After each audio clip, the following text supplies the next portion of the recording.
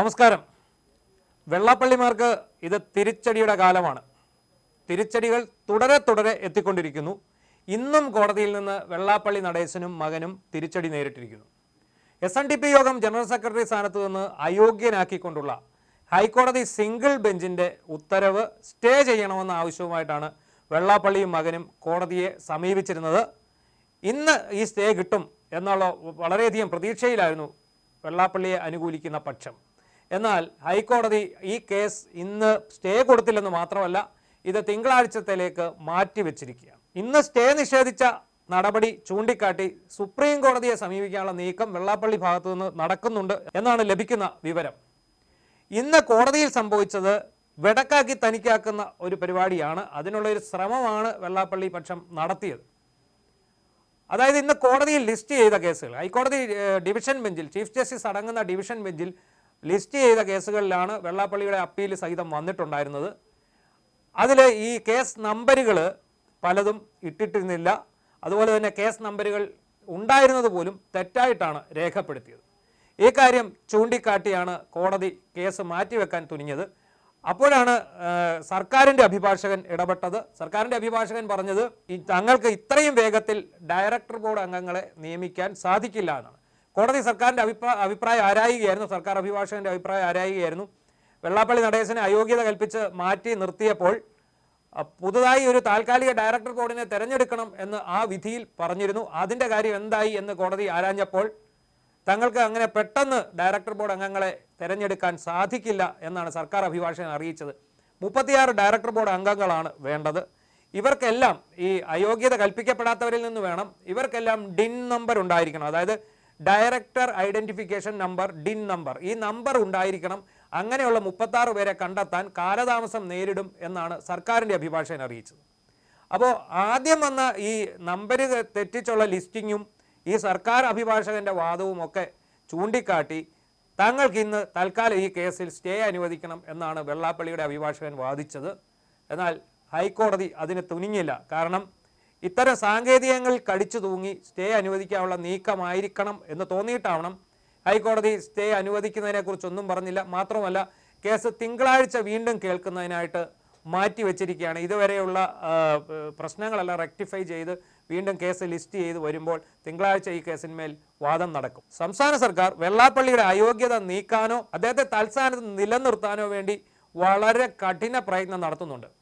Election പ്രഖ്യാപിച്ച സാഹചര്യമാണ്.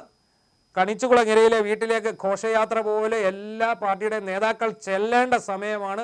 വെള്ളാപ്പള്ളി നടേശനെ വണങ്ങേണ്ട സമയമാണ്. ഈ സമയം കാലും നീട്ടി അദ്ദേഹം അവിടെ ഇങ്ങനെ ഇരുന്ന് കൊടുക്കും. ചെല്ലുന്നവർക്കൊക്കെ കാലിൽ തൊട്ട് വന്ദിക്കുന്നതിന് വേണ്ടി അവരെ എല്ലാം അനുഗ്രഹിക്കണം, അവരെക്കുറിച്ച് കമൻറ്റുകൾ പാസ്സാക്കണം, ചിലയിടത്തെ സ്ഥാനാർത്ഥികളെ തോപ്പിക്കാൻ വേണ്ടിയുള്ള പ്രസ്താവന നടത്തണം, ചിലയിടത്ത് സ്ഥാനാർത്ഥികളെ ജയിപ്പിക്കാനുള്ള പ്രസ്താവന നടത്തണം.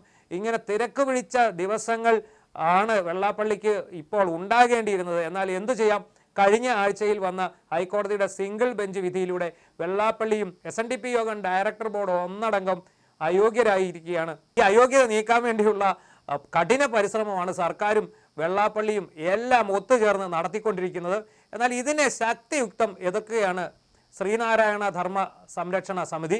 ശ്രീനാരായണ ധർമ്മ സംരക്ഷണ സമിതി ചെയർമാൻ അഡ്വക്കേറ്റ് S ചന്ദ്രസേനന്റെ നേതൃത്വത്തിൽ ശക്തമായ നീക്കങ്ങളാണ് നടത്തിക്കൊണ്ടിരിക്കുന്നത്. കോടതിയിൽ വന്ന ഈ വിധിയിൽ വെള്ളാപ്പള്ളിയും കൂട്ടരും സ്റ്റേ വാങ്ങി വരുന്ന തെരഞ്ഞെടുപ്പിൽ നേട്ടമുണ്ടാക്കാനുള്ള സകല പഴുതുകളും അടച്ചുകൊണ്ടുള്ള നീക്കമാണ്.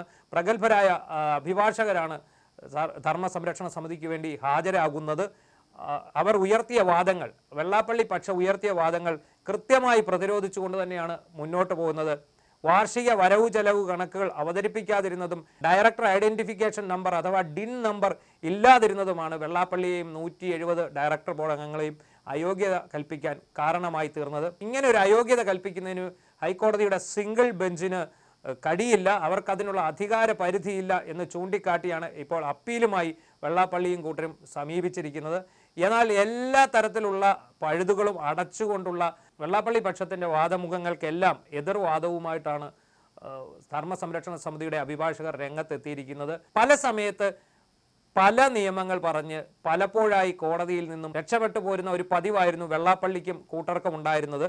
1956 company act, 1961 Kerala non trading company act, ഇങ്ങനെ കേന്ദ്രത്തിലും കേരളത്തിലുമായി കമ്പനി സംബന്ധമായി നിലനിൽക്കുന്ന പല നിയമങ്ങളെയും പല സമയത്തും കൂട്ടുപിടിച്ച് തങ്ങളുടെ സ്ഥാനം ഉറപ്പിക്കുന്നതിന് ശ്രമിച്ചുകൊണ്ടിരുന്നവരാണ് വെള്ളാപ്പള്ളിയും കൂട്ടരും.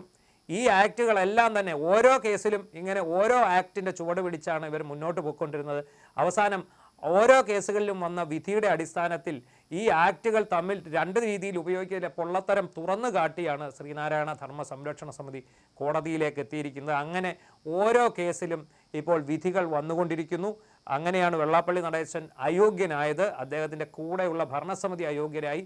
ഇനിയിപ്പോൾ വരാൻ പോകുന്നത് പ്രാതിനിധ്യ വോട്ടവകാശം മാറ്റുന്നതിന് വേണ്ടിയുള്ള വിധിയാണ്. പ്രാതിനിധ്യ വോട്ടവകാശം മാറ്റി സ്ഥിരാംഗങ്ങൾക്കെല്ലാം SNDP യോഗം തെരഞ്ഞെടുപ്പിൽ വോട്ട് ചെയ്യുന്നതിനുള്ള അവകാശം ലഭിക്കണം എന്നാവശ്യപ്പെട്ടുകൊണ്ടുള്ള കേസാണ് ഇപ്പോൾ ഹൈക്കോടതിയുടെ പരിഗണനയിൽ വേറൊരു ബെഞ്ചിൽ ഉള്ളത്. അത് സംബന്ധിച്ച് ഉടനെ തന്നെ വിധി വരുമെന്നാണ് പ്രതീക്ഷിക്കുന്നത്. എന്തായാലും വെള്ളാപ്പള്ളി നടേശനെ യോഗം തലപ്പത്ത് നിലനിർത്താൻ വേണ്ടി പിണറായിയും സംഘവും ആഞ്ഞു പരിശ്രമിക്കുകയാണ്. ഇനി ഭരണം മാറി UDF വന്നാലും ഏതാണ്ട് ഇത് തന്നെയാകും അവസ്ഥ. എന്നാൽ ഇതിനൊന്നും ചെവി കൊടുക്കാതെ നിയമത്തിൻ്റെ വഴിയിലൂടെ മാത്രം മുന്നോട്ട് പോവുകയാണ് ശ്രീനാരായണ സംരക്ഷണ സമിതി. സമിതിക്ക് പിന്നിൽ ലോകമെമ്പാടുമുള്ള ശ്രീനാരായണീയർ ഒന്നടങ്കം അണിനിരന്നിട്ടുണ്ട്. വെള്ളാപ്പള്ളി നടേശനെ അയോഗ്യനാക്കിക്കൊണ്ടുവന്ന വിധിയിൽ സന്തോഷം പ്രകടിപ്പിച്ച് നിരവധി ശ്രീനാരായണീയരാണ് ലോകത്തിൻ്റെ വിവിധ ഭാഗങ്ങളിൽ നിന്നും വന്നിരിക്കുന്നത്. ശ്രീനാരായണീയരുടെ പൾസ് വെള്ളാപ്പള്ളി നടേശനെതിരെയാണെന്നുള്ളത് ഇവിടുത്തെ രാഷ്ട്രീയ നേതൃത്വങ്ങളും തിരിച്ചറിഞ്ഞു കഴിഞ്ഞിരിക്കുന്നു. ഇത്തവണ എത്ര നേതാക്കൾ വെള്ളാപ്പള്ളി നടേശനെ വോട്ടിന് പിന്തുണ തേടി പോയി കണ്ട് അദ്ദേഹത്തിൻ്റെ കാലിൽ വീഴുമെന്നാണ് ഇനി നമുക്ക് കണ്ടറിയാനുള്ളത്. അത്തരക്കാർ ഉണ്ടാവില്ല എന്ന് തന്നെയാണ് ഭൂരിഭാഗം ശ്രീനാരായണീയരും വിശ്വസിക്കുന്നത്. ഇത് കൂടാതെ കഴിഞ്ഞ ദിവസം G. സുധാകരൻ അവിടെ എത്തി അദ്ദേഹത്തെ കണ്ടിരുന്നു, അദ്ദേഹത്തോട് അനുഗ്രഹാശീസുകൾ വാങ്ങുകയൊക്കെ ചെയ്തിരുന്നു. അത് അവർ തമ്മിലുള്ള നേരത്തെയുള്ള ഒരു ധാരണയുണ്ട്, ഇവർ തമ്മിലുള്ള ഒരു ലിങ്കുണ്ട്. അതിൻ്റെ പുറത്താണ് അങ്ങനെ സുധാകരൻ അവിടെ എത്തിയത്. SNDP യോഗം ജനറൽ സെക്രട്ടറി പറഞ്ഞാൽ വോട്ട് ചെയ്യുന്നവരല്ല ശ്രീനാരായണീയർ എന്ന് ഇവിടുത്തെ രാഷ്ട്രീയ നേതാക്കൾക്കും അറിയാം. പക്ഷേ ഒരു ഇലക്ഷൻ വരുമ്പോൾ ഇവരെ ഒന്നും പിണക്കാൻ ഈ രാഷ്ട്രീയ നേതാക്കൾ തയ്യാറാകുന്ന പതിവില്ല. എന്തായാലും കോടതി എന്തു പറയുന്നു എന്നുള്ളതാണ് ഇനി നമുക്കറിയാനുള്ളത്. തിങ്കളാഴ്ചയെങ്കിലും വെള്ളാപ്പള്ളി നടേശന് സ്റ്റേ കിട്ടുമോ എന്നുള്ള വിവരം കാത്തിരുന്ന് കാണുക തന്നെ വേണം.